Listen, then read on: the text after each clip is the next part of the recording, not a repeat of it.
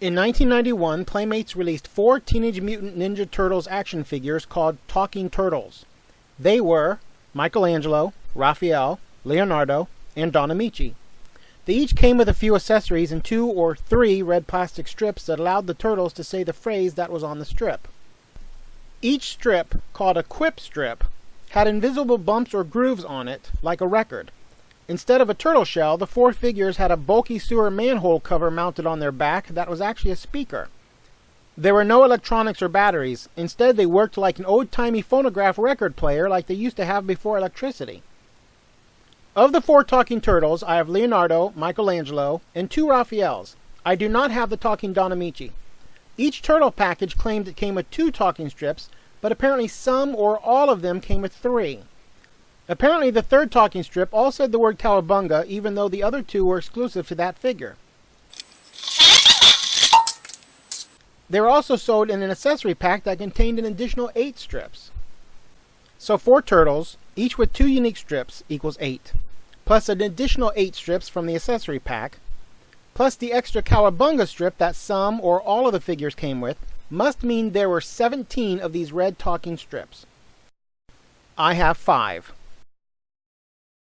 I have Hi-Ya, which belongs to Leonardo.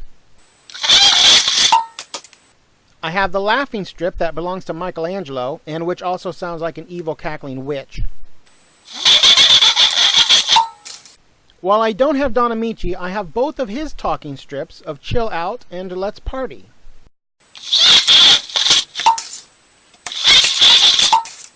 And even though I have 2 Raphael figures, including the card of one, I don't have any of his talking strips. By the way, these talking quip strips are 2 feet long. Even though it's labeled Hi-Ya, yeah as in yes, he's actually saying Hi-Ya, like he's doing a karate move.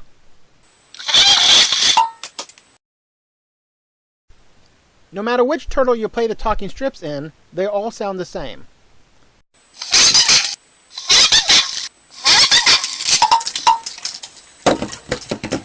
If you put one in backwards from the other side, it plays forward, because you're playing a backward strip backwards, which makes it forward, like a double negative. Now let's tear one apart and see if it has a soul. It's held together by 4 screws that you can remove from the front. Once you remove the outer cover, there's a spring that I guess holds the speaker in place to help it vibrate or something. I couldn't get the speaker off for a while. I didn't know how it was mounted on. When I tried to wedge a screwdriver in there, I saw I could also wedge the screwdriver between the shell and the turtle, so I did that instead. At which point the whole shell was able to pop off the turtle, held on by 2 big pegs. That's when you see that the speaker is held on the back of the shell with 2 more screws. Removing them reveals that the speaker is just a giant empty disc, like a jar lid, with paper glued onto the rim of the other side to vibrate and act as a speaker. There's a wad of lint stuck on it which fell right out. I can imagine they all got dirty over the course of nearly 30 years of red plastic strips being pulled through them. So if your talking turtle doesn't play, pop it apart and see if there's lint in it. But if the red strips are bent or broken, you can't fix that. The so-called needle is a piece of plastic in the middle that vibrates on the bumps of the red strips, and the hollowed-out jar lid and paper speaker on the other side amplifies the sound. That's it. 6 screws and you're done. There's no moving parts, no electronics, no nothing. It's very cheap. Now let's play some backwards and see if we can raise the dead. Hail Satan! Well, there you have it. Talking turtle crap from 1991. Well, that's my video. Good night, everyone.